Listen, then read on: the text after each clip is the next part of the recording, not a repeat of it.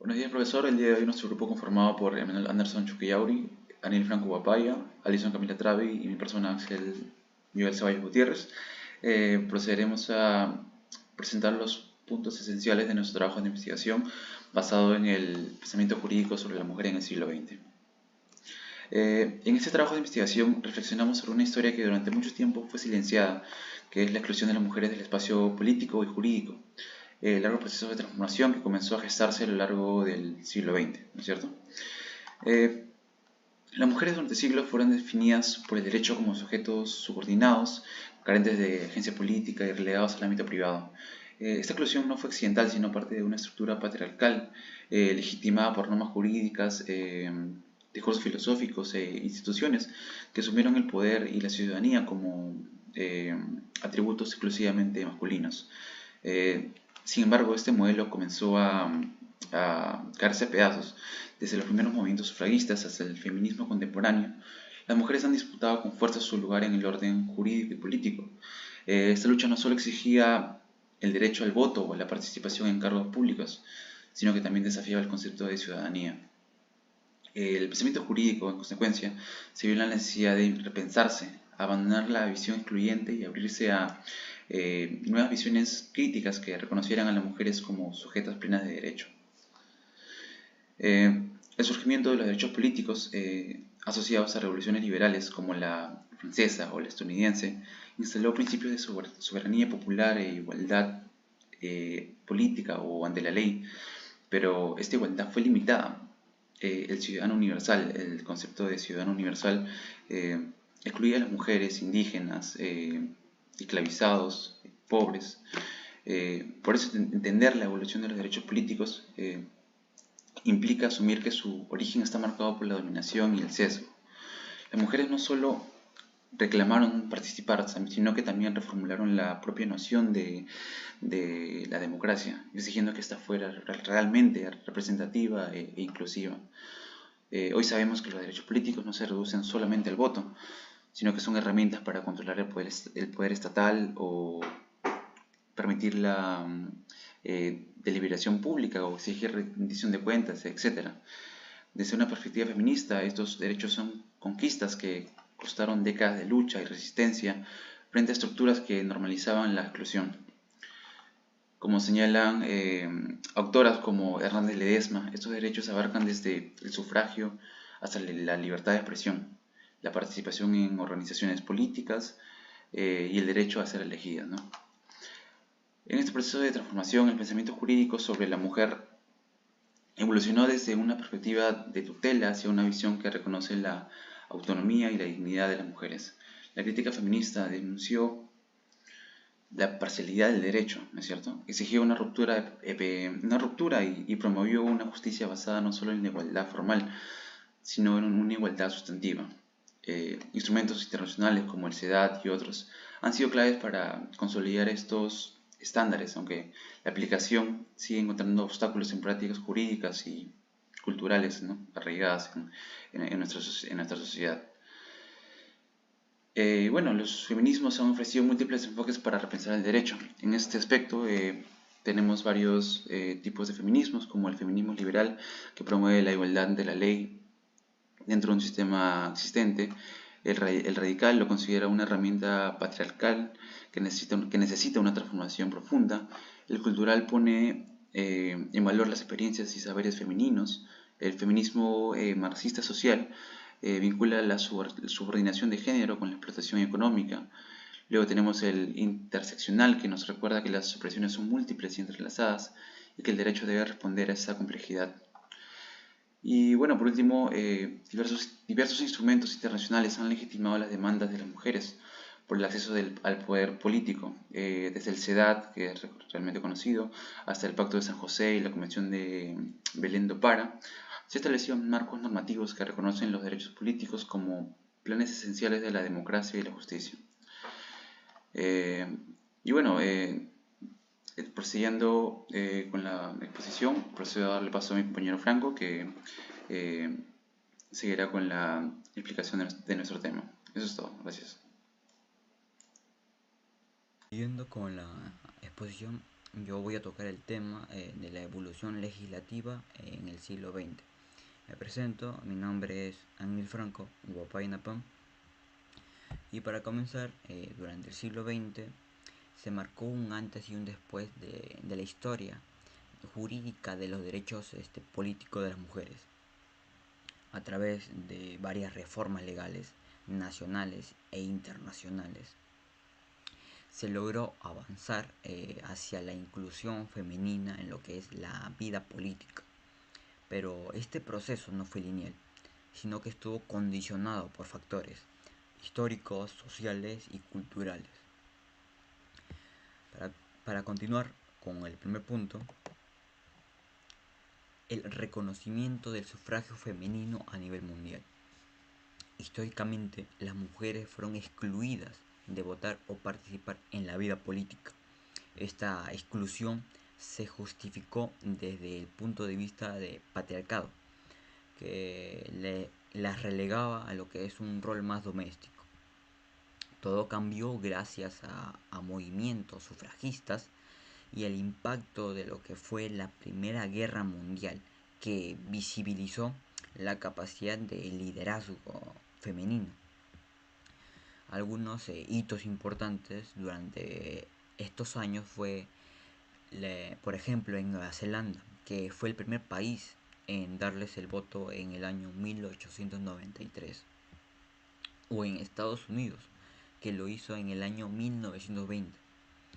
Además, en América Latina, países como Uruguay en el año 1927 y en Argentina en el año 1947, con Eva Perón como figura clave. Como segundo punto tenemos a la legislación nacional e internacional sobre la participación política. Como sabemos, lograr el voto no es solo el primer paso. Luego las mujeres comenzaron a exigir estar en los espacios en donde se toman decisiones. Por eso muchos países implementaron leyes de cupo, como por ejemplo Argentina estableció en el año de 1991 que al menos el 30% de candidaturas sean femeninas. Luego surgieron leyes de paridad con el objetivo de igualar a tanto mujeres como hombres, con un 50-50%. Agregar también a esto que aunque hubo ciertos avances, todavía en muchos lugares hay muy pocas mujeres con altos cargos y siguen enfrentando más barreras de las que enfrentan los hombres. Como tercer punto, tenemos a los obstáculos legales y sociales para la igualdad política. A pesar de que las leyes tuvieron muchos obstáculos que han impedido una participación política real y efectiva, como lo dice Vareiro, los sufragistas lograron el reconocimiento legal, pero no lograron una representación significativa en lo que son los espacios de poder.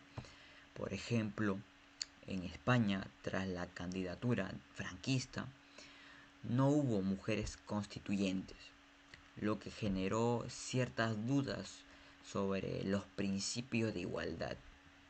Además, agregar a esto que surgieron ciertos discursos pseudocientíficos que, influenciados por lo que es las teorías freudianas, que trataban de justificar una supuesta inferioridad de las mujeres.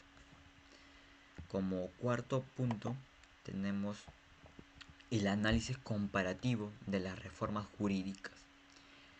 Si analizamos comparativamente las reformas, vemos que los derechos políticos femeninos fueron excluidos desde el inicio de la modernidad. Por ejemplo, tenemos el caso de la Declaración de los Derechos del Hombre en el año 1789, que no incluía a las mujeres. Además, a esto se le suma la Constitución de Cádiz del año de 1812, que tampoco reconocía a las mujeres como ciudadanas. Ante esto, pues las mujeres se organizaron en movimientos y asociaciones.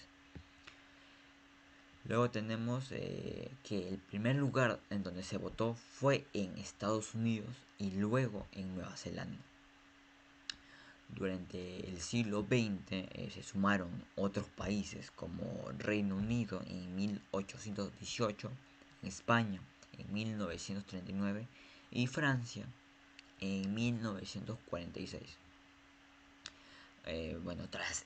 Tras el sufragio llegó el debate por la paridad.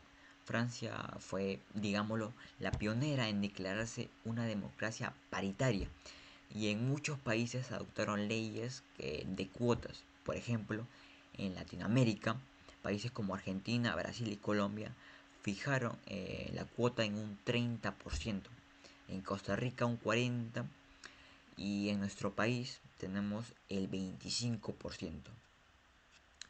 Para reflejar más este hecho, tenemos un cuadro comparativo con el país, el año clave, la reforma jurídica principal, el contexto histórico y el impacto y consecuencia que tuvo. En Estados Unidos fue en el año 1920 con la enmienda 19 que reconoce el derecho al voto de las mujeres. En el contexto histórico de un movimiento sufragista desde fines del siglo XIX, con figuras como Susan Anthony y Elizabeth Cady. El impacto que tuvo fue la participación política femenina que aumenta progresivamente. Además que fue la base para la lucha por la igualdad en otros ámbitos. En el país del Reino Unido, durante los años de 1918 y 1928, la reforma principal fue el voto femenino parcial en el año de 1918 y total e igualitario en el año de 1928. En el contexto histórico de la Primera Guerra Mundial, además acompañado de una presión de un movimiento sufragista liderado por Emmeline Pankhurst. Además, el impacto y la consecuencia que tuvo esta reforma es que se abre camino para la igualdad jurídica y la representación parlamentaria. Luego tenemos el contexto de América Latina y más específicamente Perú en el año de 1955 con la reforma. Nacer mujer no debe ser sinónimo de lucha constante por la dignidad y la justicia. Pasando al número 3, que nos habla del impacto del pensamiento jurídico en la participación política de la mujer. Superada parcialmente la barrera del reconocimiento legal, el debate se trasladó hacia el impacto real que estas reformas tuvieron en la vida política de las mujeres.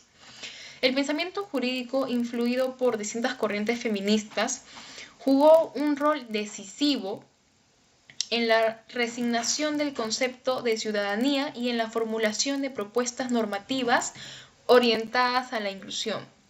En esta sección se explora cómo las transformaciones en el discurso jurídico, las políticas públicas, los distintos niveles de éxito han modificado las condiciones de participación de las mujeres en la política. Asimismo, se examina el papel de los instrumentos jurídicos, las políticas de acción afirmativa y el liderazgo femenino en el marco de un sistema legal que abarca bastantes desigualdades estructurales. En esta reflexión resulta clave para comprender los límites y los alcances del derecho como agente de cambio social en favor de la equidad de género. Pasando al punto número 3.1, que nos habla de los instrumentos jurídicos y políticas públicas de inclusión. Durante el siglo XIX, especialmente en su segunda mitad, los estados comenzaron a implementar políticas públicas y programas orientados a favorecer la inclusión de las mujeres en la vida política, como una respuesta a las creencias y a las crecientes presiones de los movimientos feministas y a los compromisos asumidos en el plano internacional. Estas políticas no surgieron espontáneamente, sino como un resultado de décadas de movilización, luchas sufragistas y reformas constitucionales que forjaron la ampliación del concepto de ciudadanía. Una de estas políticas públicas fue la más relevante del siglo XX, que nos habla de la creación de leyes de cupo electoral. Estas leyes establecían un porcentaje mínimo de candidatas mujeres en las listas de los partidos públicos como forma de corregir la subrepresentación femenina. En ese sentido, Argentina fue pionera en América Latina al promulgar en 1991 la ley número 24012, que exigía al menos un 30% de participantes mujeres en las listas para los cargos públicos.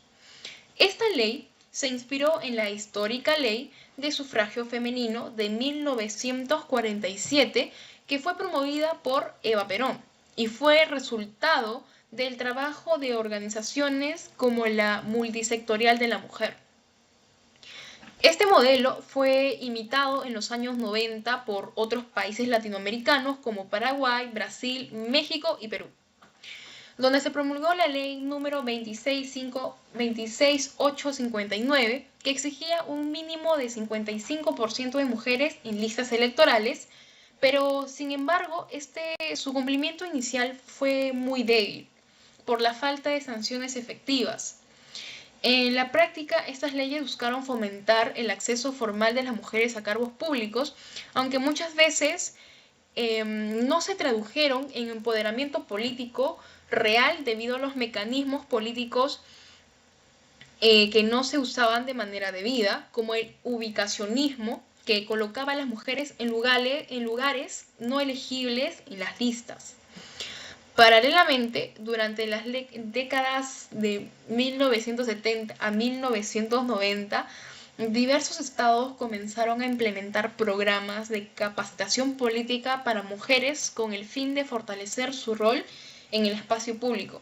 En países como México, Chile y Colombia se desarrollaron proyectos de formación política auspiciados por partidos progresistas y agencias internacionales como la ONU, que buscaban no solo incentivar la participación electoral femenina, sino también formar liderazgos desde la base social. Esos programas estuvieron alienados con los postulados de la CEDAW, que es la Convención sobre la Eliminación de todas las mujeres en la forma de discriminación, adoptada en 1979 por la Asamblea General de las Naciones Unidas. En particular, el artículo 7 de la CEDAW instaba a los estados a formar parte para garantizar la participación de las mujeres en igualdad de condiciones con los hombres en la vida política y pública. Como consecuencia, en muchos países se crearon oficinas gubernamentales de la mujer y unidades de género dentro de los ministerios, cuyos objetivos eran transversalizar la equidad de políticas estatales. En el caso peruano, se creó el Ministerio de la Mujer y el Desarrollo Humano en 1996 con el objetivo de formular políticas específicas que promovieron la equidad de género. Si bien su alcance fue muy limitado, sus primeras etapas de esta entidad representó un avance institucional en la inclusión de la mujer en el diseño de políticas públicas. Pasando al punto número 3.2, que nos habla de la presencia de mujeres en el poder, que nos habla del impacto y liderazgo femenino. Durante el siglo XX, la inclusión de las mujeres en posiciones de poder y toma de decisiones fue un proceso gradual condicionado por contextos sociales, luchas feministas, reformas legales y transformaciones en el pensamiento jurídico. Cuando la conquista del desarrollo del sufragio abrió puertas a la participación política, pero el acceso efectivo al poder fue mucho más lento y más desigual para las mujeres. En América Latina, uno de los primeros hitos se produjo en Uruguay, donde Paulina Luisi fue una figura central del feminismo temprano, aunque no llegó a ocupar un cargo público. Su activismo sentó las bases para el reconocimiento de los derechos políticos femeninos en ese país, que fue el primero de América Latina en otorgar el sufragio a las mujeres en 1927, con participación efectiva en 1932. Asimismo, en Argentina, la ley 13.010 de 1947, impulsada por Eva Perón, no solo reconoció el sufragio femenino, sino que permitió que en 1951 23 mujeres fueran electas para diputadas y 6 para senadoras nacionales, en lo que fue la primera gran representación femenina en el Congreso argentino. Eva Duarte, aunque nunca ocupó un cargo legislativo, ejerció un poder político informal determinante, convirtiéndose en un símbolo de liderazgo femenino en el siglo XX de América Latina. En el caso peruano, las mujeres obtuvieron el derecho al voto en 1955, pero su ingreso a la vida parlamentaria se produjo al año siguiente, es decir, en 1956, en las elecciones generales de ese mismo año. 6 mujeres fueron electas para diputadas y 2 como senadoras, lo cual marcó un inicio formal de la participación femenina en el poder legislativo. Entre ellas destacó Manuela Bellinghurst, nieta del expresidente Guillermo Bellinghurst, alias el Pan Grande, quien fue una de las primeras mujeres con voz activa en los debates parlamentarios. Sin embargo, durante las décadas siguientes a la presidencia de las mujeres en cargos públicos, fue esporádica y minoritaria. Ninguna mujer ocupó el cargo de ministra en el Perú hasta la década de 1960, y en los años 80 y 90 su participación en el Congreso Constituyente Democrático de 1992, de los 80 miembros elegidos, solo 4 fueron mujeres, lo que evidencia que una persistente subrepresentación, pese a los avances legislativos previos, fue totalmente ignorada. Gracias.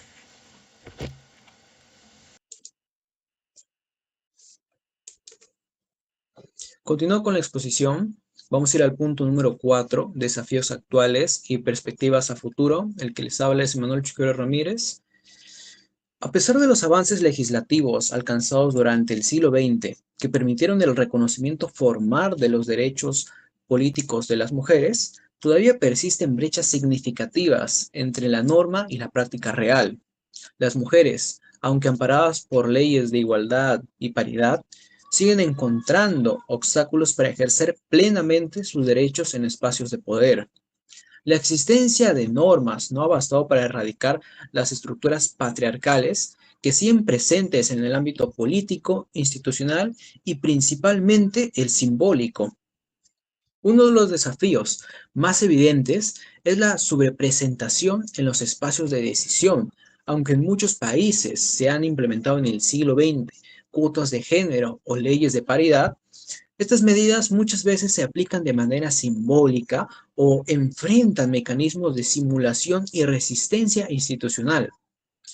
Además, se observa un fenómeno preocupante, el acoso político de género, que busca expulsar o desincentivar a las mujeres de los espacios públicos, especialmente cuando éstas ejercen cargos visibles o de liderazgo. A esta situación se suma la exclusión interseccional.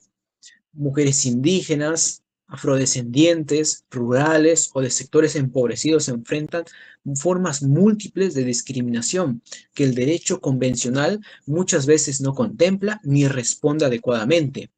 Estas experiencias demuestran que la desigualdad no es solo una cuestión de género, sino también de raza, clase, territorio y cultura, que afrentan y también ponen en una situación vulnerable a estas mujeres para poder ejercer cargos de poder o de representación política. Otro desafío clave es la sobrecarga de trabajo doméstico y de cuidados que recae de forma desproporcionada sobre las mujeres. Esta distribución desigual de tiempo y la energía no solo limita su participación política, sino también su autonomía económica y su desarrollo profesional. Sin políticas públicas que promuevan la corresponsabilidad del cuidado, la igualdad real seguirá siendo inalcanzable. En el campo educativo, los estereotipos de género siguen presentes desde la infancia, reforzando roles tradicionales que condicionan las aspiraciones y también limitan la libertad de elección. Si desde las aulas no se promueve una formación crítica e igualitaria, los avances jurídicos difícilmente lograrán un impacto transformador en la sociedad. Finalmente, muchas mujeres no acceden a la justicia porque no está diseñada desde sus experiencias. La falta de enfoque de género, la revictimización, el trato insensible y la ineficacia institucional refuerzan la desconfianza. Una verdadera reforma requiere una justicia accesible, empática y con operadores capacitados para entender y atender las violencias de género desde una perspectiva integral. Frente a estos desafíos, se vuelve urgente reconfigurar el pensamiento jurídico desde una visión crítica e inclusiva. El feminismo jurídico propone justamente eso: cuestionar los principios, estructuras y categorías que históricamente han excluido a las mujeres y construir nuevas formas de entender el derecho, la ciudadanía y la justicia. Esta transformación no puede limitarse a ajustes técnicos o legales. Debe ser un proyecto ético, político, orientado a la equidad, al reconocimiento de las diferencias y a la justicia social. A modo de conclusión, ya de todo el trabajo de investigación, el análisis del pensamiento jurídico sobre la mujer a lo largo del siglo XX evidencia un proceso de transformación gradual, pero todavía incompleto. Si bien se han logrado avances sustantivos, como el reconocimiento del sufragio, la incorporación de leyes de igualdad y la apertura de espacios políticos, el modelo jurídico tradicional, basado en un sujeto universal masculino, aún persiste en muchos aspectos del derecho positivo y de las prácticas institucionales. Estos avances, impulsados en gran parte por los movimientos feministas y las corrientes críticas del derecho, han sido fundamentales para visibilizar las exclusiones estructurales y proponer reformas significativas.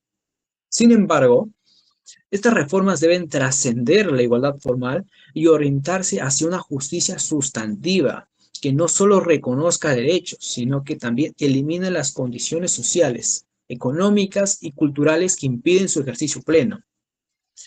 El feminismo jurídico ha demostrado que el derecho no es neutral.